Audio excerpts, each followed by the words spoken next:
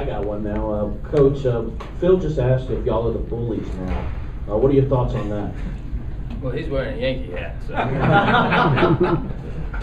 Now, I think that people, around college baseball and fans, they kind of understand, especially the fans in Omaha, they understand the teams, and we're not even big enough to be bullies, and we don't win that way. We try to find a way to win. The bullies, they just spank you and send you on your way. So we don't fit into that category, but certainly just an incredible deal for us to be able to go back to Omaha back-to-back years, having experienced a lot of things we had to go through this year. Ray, at what point this season did you really see that this team had something to them, that despite all the things that were going on, that it was a kind of a team that could win 50 games and get back?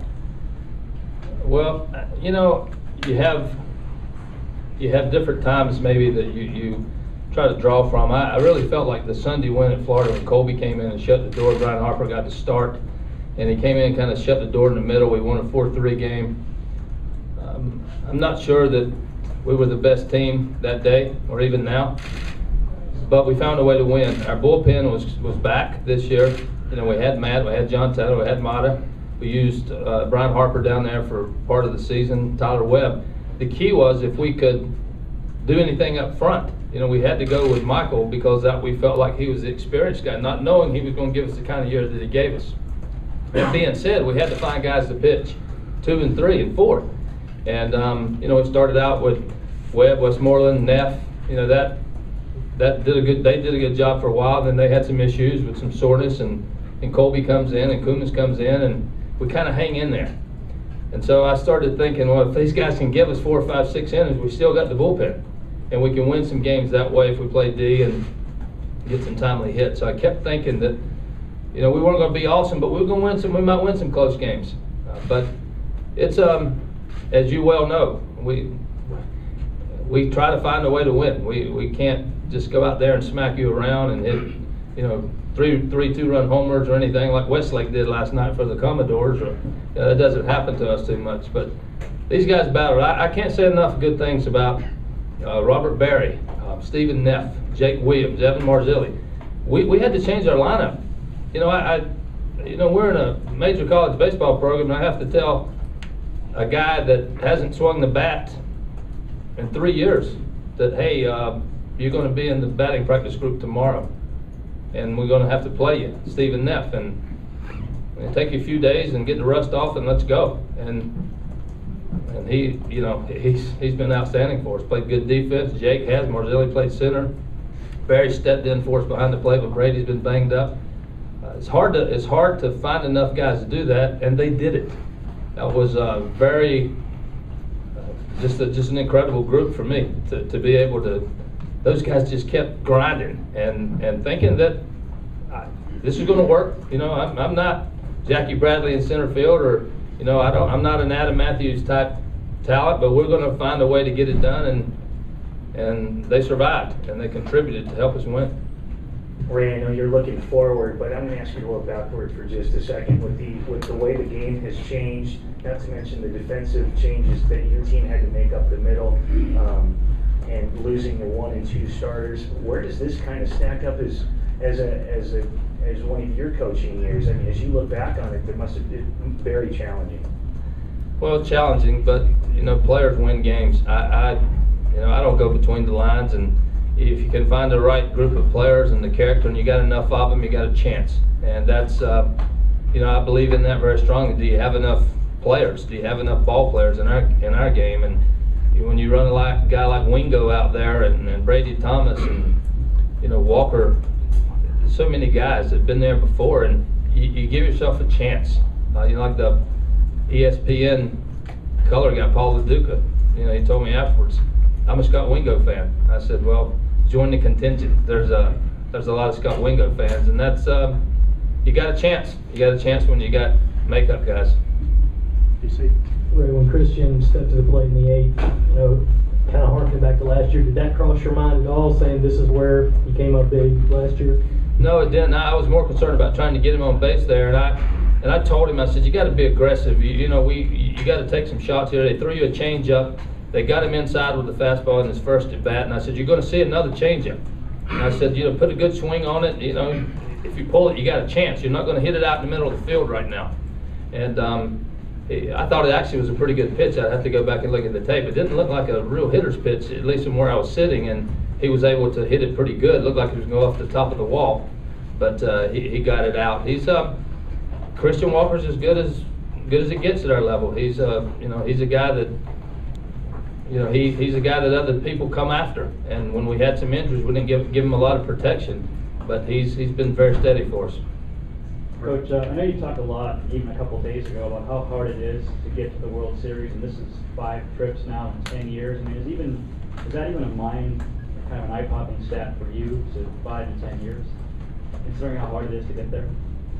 I don't know if that stat's correct. That sounds a little bit too much for me, but I'm just delighted to be a part of it. I say this all the time, and it is true. I don't look too far ahead, or I don't look behind. I try to do what we got to do today and be ready to go and do the best you can. I know that when I came here 15 years ago, this was a program about tradition and history and great people, and Bobby Richardson and June Raines, and a sport that had been successful at this university, and it was my challenge at that point to try to continue that.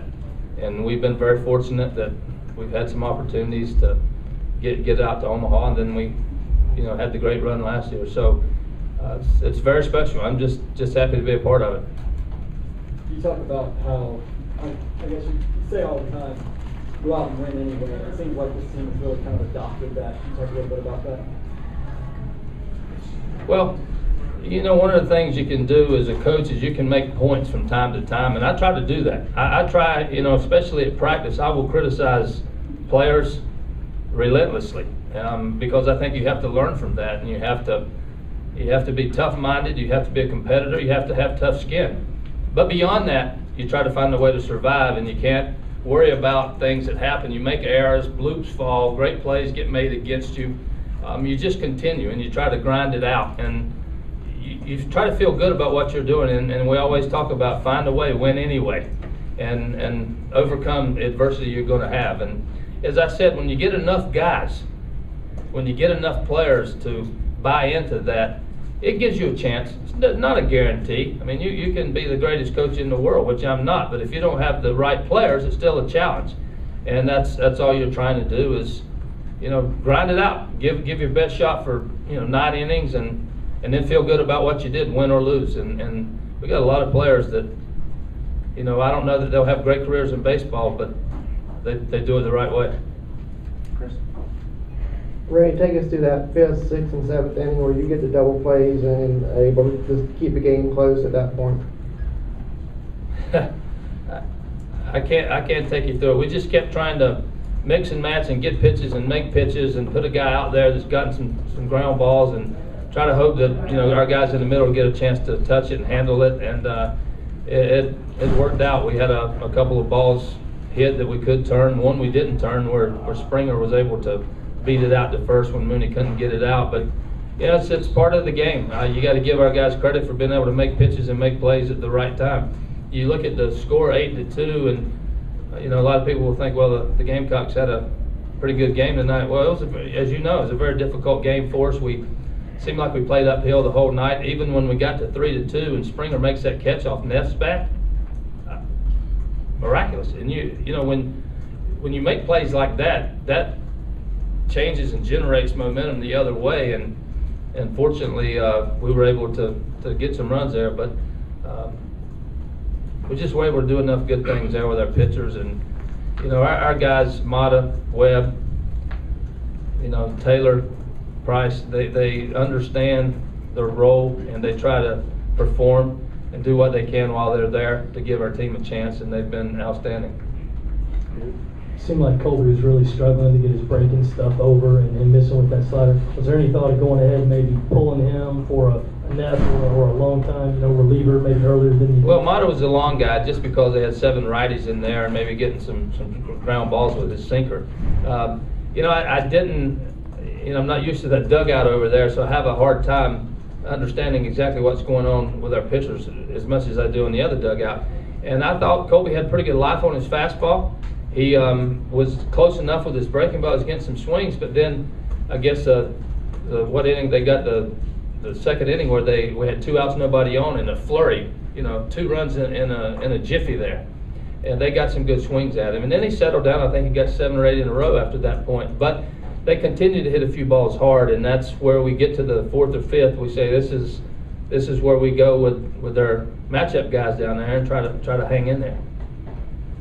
Back to the double plays, when that was happening, what were you saying to the guys in the dugout, and did you kind of harken back to the things that had happened before and say, this is kind of the way we've won all year, is maybe we weren't getting outplayed, but we're still in the game? I don't say too much over there, but I hear the guys talking, and when it gets real, when we get into those tight situations, I hear the conversation. This is the way we do it. We don't run away from anybody. We have to win some close games, make a few plays, and maybe roll a double play in there. And I hear that kind of dialogue. This is how we do it, and they're fairly comfortable in those situations. They don't always work out the right way, but we've been there quite a bit. Anything else for Coach Tanner?